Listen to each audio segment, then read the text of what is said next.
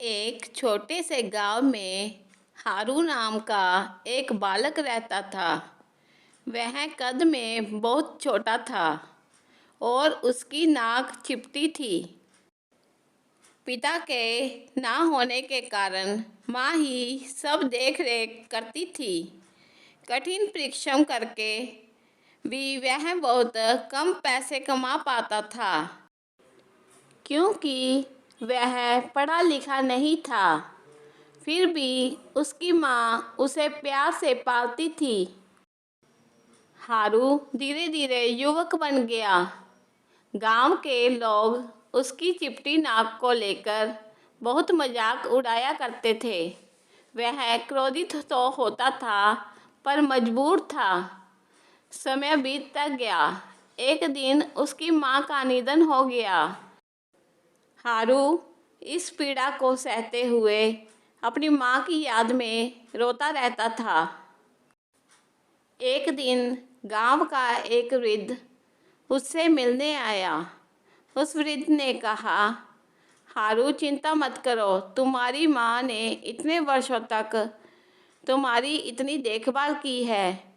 अब तुम विवाह कर लो, फिर तुम सभी चिंताओं से मुक्त हो जाओगे।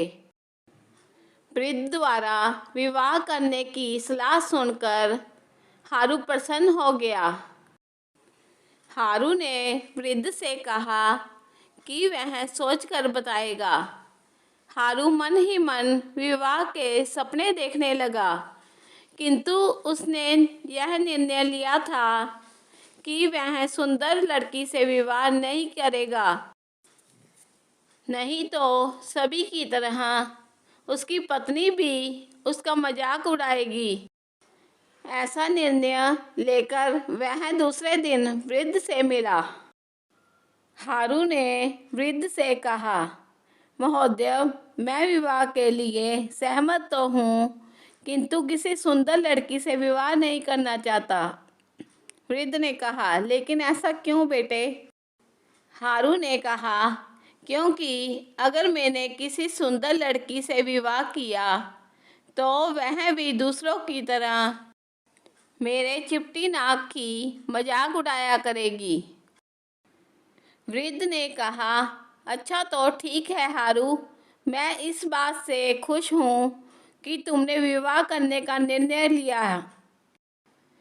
तुम जैसा चाहते हो वैसे ही लड़की ढूंढने का प्रयास करूँगा। कुछ दिनों बाद वृद्ध को पास के गांव में एक चिपटी नाक वाली लड़की मिल गई। उसने हारू का विवाह उससे करा दिया। हारू उससे विवाह करके बहुत खुश था।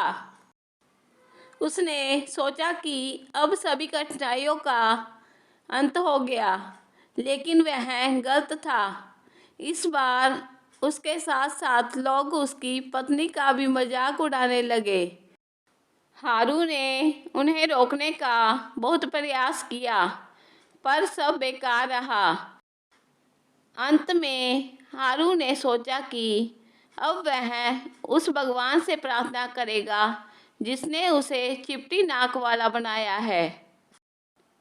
उसने अपनी पत्नी से कहा, प्रिय, मैं जंगल में अत्यंत ही एक आवश्यक कार्य के लिए जा रहा हूँ।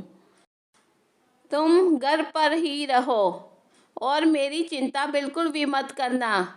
हारू ने जंगल में जाकर बिना हिले डुले किसी भी बात को ना सुनते हुए भगवान का ध्यान लगाया। पूरे दिन ध्यान लगाने के बाद भगवान प्रकट हो गए। हारू भगवान को सामने देखकर खुशी से उछलने लगा। फिर हाथ जोड़कर उनके सामने खड़ा हो गया।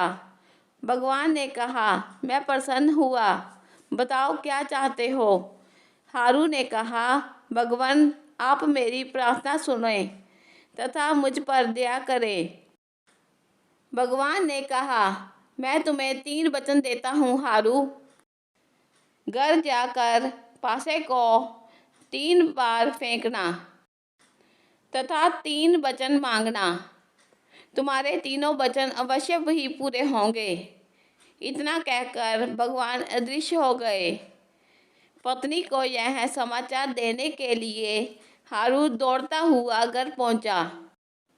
घर जाकर उसने अपनी पत्नी से कहा, जानती हो, भगवान ब्रह्मा ने स्वयं प्रकट होकर मुझे आशीर्वाद दिया है कि मैं कोई 3 वचन मांग सकता हूँ। उसकी पत्नी ने कहा, सबसे पहले आप धन मांगिए। हारू ने कहा, नहीं नहीं, हमें धन की कोई ज़रूरत नहीं है। देखो, तुम्हारी और मेरी नाकें चिपटी है। हम इसलिए सबसे पहले हम दोनों सुंदर नाकों का वचन मांगते हैं। उसकी पत्नी बोली, नहीं नहीं, सबसे पहले आप धन मांगिए। हारू की पत्नी सबसे पहले धन चाहती थी, इसलिए उसने हारू को पासा फेंकने से रोकने का प्रयास किया। इस बात से हारू क्रोधित हो गया और उसने जल्दी से पासा फेंका।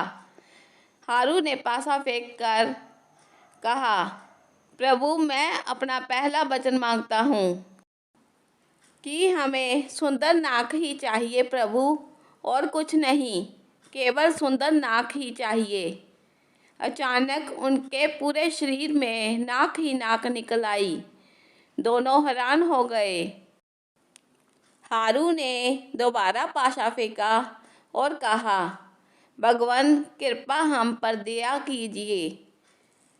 अब हमें यह नाकें नहीं चाहिए, कृपया इन्हें वापस ले लें। तुरंत नई नाकों के साथ साथ पुरानी नाक भी गायब हो गई। हारू की पत्नी ने हारू से कहा, स्वामी, हमने तो अपनी चिपटी नाक भी गंवा दी। अब हम क्या करें स्वामी? हारू ने कहा, 2 वचनों से हमें वह कुछ भी नहीं मिला जो हम चाहते थे। हारू की पत्नी ने कहा, कृपया पासे को फेंक कर आप अपनी नाक वापस मांग लीजिए। हारू ने कहा, ठीक कहती हो, बिना नाक के भी हम इस धन का क्या करेंगे प्रिय। हारू ने तीसरी और अंतिम बार पासा फेंका और कहा, हे भगवान, कृपया हमें क्षमा करें, हमारी पुरानी नाक वापस दे दीजिए। भगवान ने उनकी प्रार्थना सुन ली और उनकी पुरानी नाक वापस आ गई। शिक्षा: अवसर एक बार के बाद दोबारा नहीं मिलता। जो अवसर का सही बुद्धिमत उपयोग कर लेता है, वही सफल जीवन व्यतीत करता है।